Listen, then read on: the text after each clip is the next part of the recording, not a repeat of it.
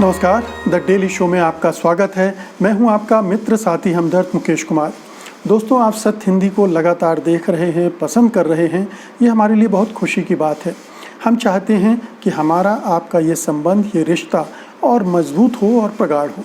इसके लिए हम आपसे गुजारिश करते हैं कि कृपया इस वीडियो के साथ दिए गए डिस्क्रिप्शन में जाएं, उसमें नीचे एक लिंक दी गई है, उसको क्लिक करें। हमें उम्मीद है कि आप ऐसा ज़रूर करेंगे। तो आइए अब शुरू करते हैं आज का द डेली शो। मित्रों, आगामी 30 मई को केंद्र सरकार, मोदी सरकार अपने दूसरे कार्यकाल का पहला साल पूरा करने जा रही है, कंप्लीट करने जा रही है। बीजेपी इस अवसर पर एक जश्न मनाने की तैयारी कर रही है। हालांकि जब देश कोरोना जैसे संकट से जूझ रहा हो और भयानक आर्थिक संकट हमारे सामने हो, तो इस तरह के जश्न अखरने वाली बात लगते हैं, खटकते हैं। लेकिन शायद पार्टी को लग रहा है कि एक ऐसा मौका है जब अपना प्रचार किया जा सकता है और उस मौके को गंवाना नहीं चाहिए। लेकिन सवाल पूछा जाएगा कि क्या बीजेपी के पास अपनी सरकार की पिछले एक साल की ऐसी उपलब्धियां हैं, सुनहरी उपलब्धियां हैं, जिनको लेकर वो जनता के पास जा सकती है, आत्मविश्वास के साथ, गर्व के साथ उनको बता सकती है कि उनके सरकार ने पिछले एक साल में ये बड़ी उपलब्धियां की हैं। अगर आप बीजेपी के प्रवक्ताओं से पूछेंगे तो उनके पास एक लंबी फहरिस्त होगी अपनी उपलब्धियों की सरकार की। और जानते हैं, ये तो सब जानते हैं कि राजनीतिक दल अपनी विफलताओं को भी अपनी उपलब्धियों की तरफ पेश करने में मास्टर होते हैं, महारत हासिल होती है उनको, तो इसलिए वो ये करेंगे। लेकिन यदि सचमुच में देखा जाए तो पिछले एक साल में इस सरकार ने कुछ भी ऐसा नहीं किया है जिसे सराहा जाए, बल्कि उसको धिक्कारने के लिए बहुत सारे ऐसे मुद्दे हैं हमारे सामने जिन पर आप बातचीत कर सकते हैं। और ये निष्कर्ष केवल मोदी के आलोचकों का नहीं है, उनके प्रशंसकों का भी है। तवलीन सिंह जानी मानी पत्रकार हैं, वरिष्ठ पत्रकार हैं और हमेशा मोदी सरकार के पक्ष में लिखती रही हैं, प्रधानमंत्री मोदी की तारीफ़ करती रही हैं। लेकिन उनका भी यह निष्कर्ष है, वो इस सरकार के पहले साल से बुरी तरह से निराश हैं। अब वो लिखती हैं, देखिए कि ये साल भयानक रहा है और मोदी के राजनीतिक करियर का सबसे बुरा साल। वे कहती हैं कि उनकी चमकदार उपलब्धियां ढूंढना शुरू कीजिए और अंत में आप पाएंगे कि एक भी ऐसी नहीं है जिसका जिक्र किया जाए। शुरू से सरकार की नाकामियां गिनाते हुए बताती हैं कि इस एक साल में देश का कितना नुकसान इस मोदी सरकार ने किया है। तवलीन सिंह अकेली नहीं है। पिछले एक साल को निराशा से देखने वालों की तादाद बहुत बढ़ गई है। दरअसल अपने दूसरे कार्यकाल में मोदी ने अपना एजेंडा ही बदल दिया। वो विकास के एजेंडे से पूरी तरह हिंदू राष्ट्र के एजेंडे पर आ गए और उसकी वजह से सारी अनिश्चितता और गड़बड़ियां पैदा होनी शुरू हो गई। सरकार इस दौरान बहुत निरंकुश हो गई। वो न मीडिया की आज़ादी की कद्र कर रही है, न आम लोगों की आज़ादी की उसे फिक्र है। कश्मीर को तो उसने खुली जेल के रूप में तब्दील कर दिया था 5 अगस्त को, और तब से वो उसी हालात में है। सरकार के इस हिंदू राष्ट्रवाद के एक साल के सफ़र ने भले ही उसके समर्थकों को तुष्टि दी हो, उनको संतुष्ट किया हो, मगर उसने देश को पूरी तरह से अंदर ही अंदर विभाजित कर दिया है। ये विभाजनकारी एजेंडा मुस्लिम महिलाओं के तलाक बिल से शुरू हुआ था। इसके बाद धारा 370 आया और फिर नागरिकता संशोधन कानून के बाद इसने एक तरह से पूरे देश को आंतरिक रूप से विभाजित कर दिया। इस पूरे क्रम में भारतीयता, हिंदुस्तानियत किनारे चली गई, हाशिए में चली गई और पूरे समाज में, पूरे देश में हिंदू मुसलमान का एक विशेला नैरेटिव फैल गया, स्थापित जैसा हो गया। इसमें मीडिया की एक बड़ी भूमिका रही। इसी नैरेटिव ने देश भर में छात्रों के आंदोलन को ज़बरदस्त हवा दी। तमाम यूनिवर्सिटीज़ में, विश्वविद्यालयों में छात्र उबल पड़े, एक आंधी सी आ गई और हर जगह इस सरकार के खिलाफ मोर्चेबंदी शुरू हो गई। विरोध की एक जो लहर आई, उसमें जेएनयू, जामिया, अलीगढ़ मुस्लिम विश्वविद्यालय ही नहीं थे, बल्कि हैदराबाद, लखनऊ, कानपुर, इलाहाबाद, जादवपुर, दक्षिण के विश्वविद्यालय, तमाम जगह छात्रों में एक असंतोष पैदा हुआ, वो सड़क पर उतर आए और एक तरह की आंधी चल गई और ऐसा लगा कि ये जो जागृति, नव जागृति आई है छात्रों में, वो बहुत कुछ उलट पुलट कर रख देगी। लेके रहेंगे आज़ादी, ये नारा पूरे देश भर में गूंजने लगा। छात्रों के साथ साथ बहुत जगह आम लोग भी इस नारे को पसंद करने लगे और नारा लगाने लगे।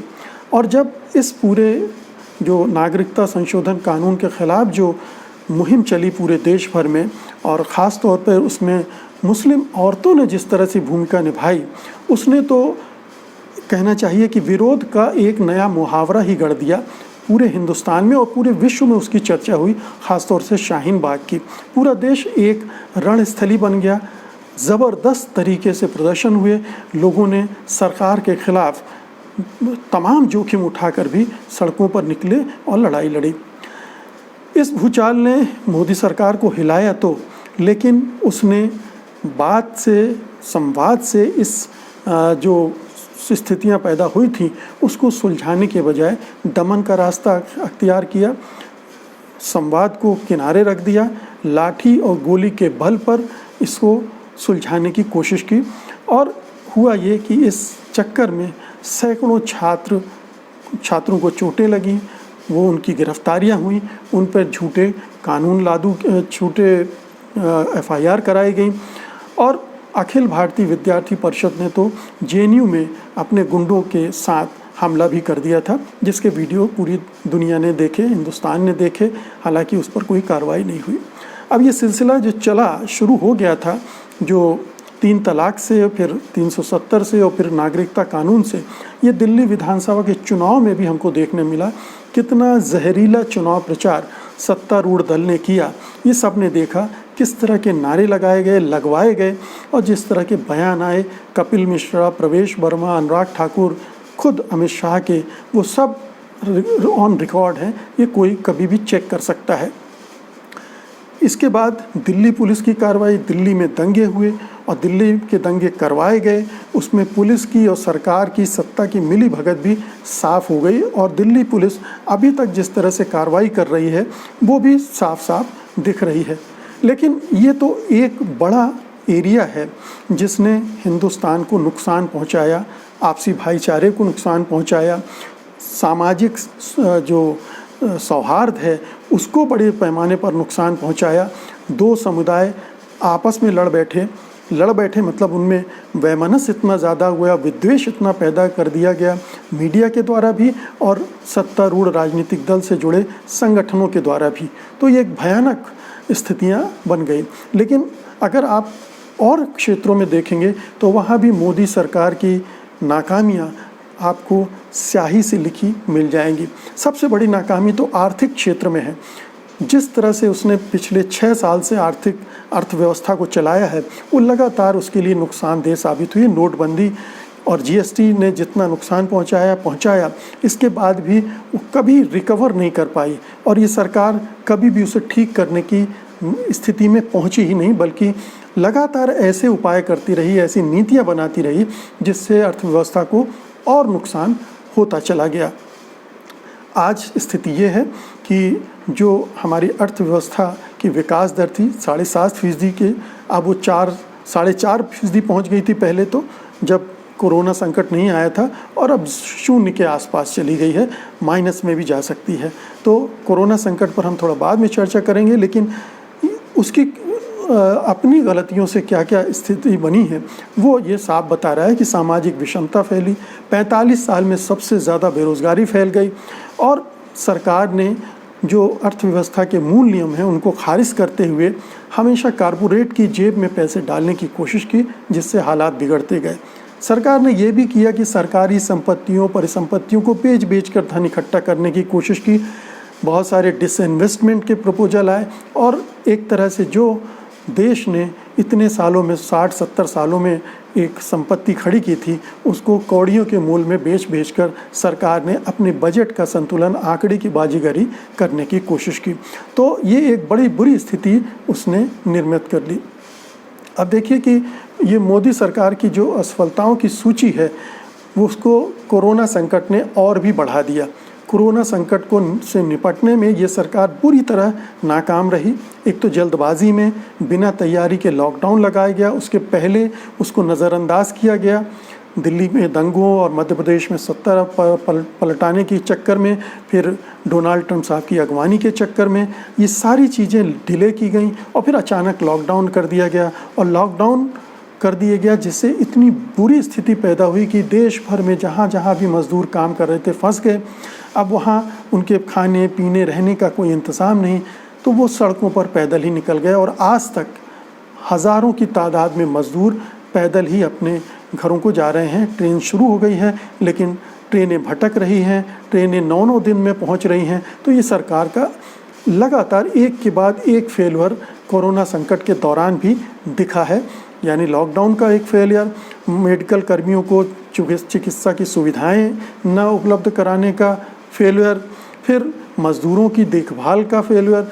तमाम तरह के हर स्तर पर ये सरकार कोरोना से निपटने में नाकाम रही। तो नाकामियों का एक लंबा फहरिस्त बन गई है। अब आप अंतर्राष्ट्रीय स्तर पर भी अगर ले लें तो वहाँ भी इस सरकार की नाकामियों के बहुत ही चमकते उदाहरण आपको मिल जाएंगे। अमेरिका परस्ती, अमेरिका का पिछलग्गू तो बन गया है भारत, ये साफ साफ दिख रहा है। डोनाल्ड ट्रंप जो कहते हैं हमारे मोदी साहब वो करने लगते हैं। तो ये तो एक बिल्कुल स्पष्ट दिख गया कि भारत की जो अपना एक स्वतंत्र वजूद होता था वो अब बहुत कम हो गया है। दूसरी बात ये हुई है कि पड़ोसियों के साथ संबंधों में बहुत बिगड़ाव आ गया है। नेपाल हमारा पड़ोसी देश है, उससे लगातार हमारी ठनी हुई है। बांग्लादेश नाराज़ है क्योंकि जो नागरिकता संशोधन कानून लाया गया था उसमें बार बार बांग्लादेशियों का जिक्र हुआ। उन्हें गृह मंत्री ने दीमक कहा, टर्माइट कहा। तो ये एक नकारात्मकता जो पैदा हुई उससे पड़ोसियों में भी जो हमारे संबंध है पड़ोसियों से वो भी ख़राब हुए हैं। चीन के साथ तो अब जो नौबत आ गई वो जानते हैं, और पाकिस्तान का मामला तो खैर अलग ही है। उससे संबंध सुधारने में ये सरकार नाकाम रही, कोई पहल करने में नाकाम रही, कोई नई शुरुआत नहीं हुई और सारा दोष पाकिस्तान पर देकर फुर्सत हो जाना और उसके बल पर अपने वोट बैंक को मजबूत करने की एक रणनीति पर काम करना, यह इस सरकार का एजेंडा बन गया। तो राष्ट्रीय, स्थानीय, क्षेत्रीय और अंतर्राष्ट्रीय स्तर पर हर जगह पर इस सरकार ने नाकामियों की ही इबारतें लिखी हैं। ऐसे में देखा जाए तो अब जश्न मनाने की कोई बात दिखती नहीं है। दरअसल ये एक साल भारतीय इतिहास में बहुत ही काले अक्षरों में लिखा जाएगा मोदी सरकार का, क्योंकि इसमें कोई भी एक सकारात्मक चीज़ आपको ढूंढने से नहीं मिलेगी। जो भी चीज़ हुई हैं पीछे जाने की दिशा में हुई हैं, टकराव की दिशा में हुई हैं, तनाव बढ़ाने की दिशा में हुई हैं, शांति अमन कायम करने की दिशा में एक भी पहल नहीं हुई है। और अर्थव्यवस्था का जो हाल है, और उसने करीब 60-70 करोड़ लोगों को जो गरीबी में ढकेल दिया है, उसके बाद क्या आपको लगता है कि ये मोदी राज का ये एक साल ऐसा है जिस पर बीजेपी जश्न मनाए, या सरकार जश्न मनाए, या ये देश जश्न मनाए? ये सवाल आपके सामने है, इस पर विचार कीजिएगा और इस वीडियो को लाइक करना और शेयर करना मत भूलिएगा। इस चैनल को सब्सक्राइब भी कीजिएगा। बहुत बहुत धन्यवाद आपने इस कार्यक्रम को देखा सुना। नमस्कार। सत्य हिंदी के और वीडियोस को देखने के लिए हमारे YouTube चैनल को सब्सक्राइब करें और सीधे नोटिफिकेशन पाने के लिए बेल आइकन दबाएं।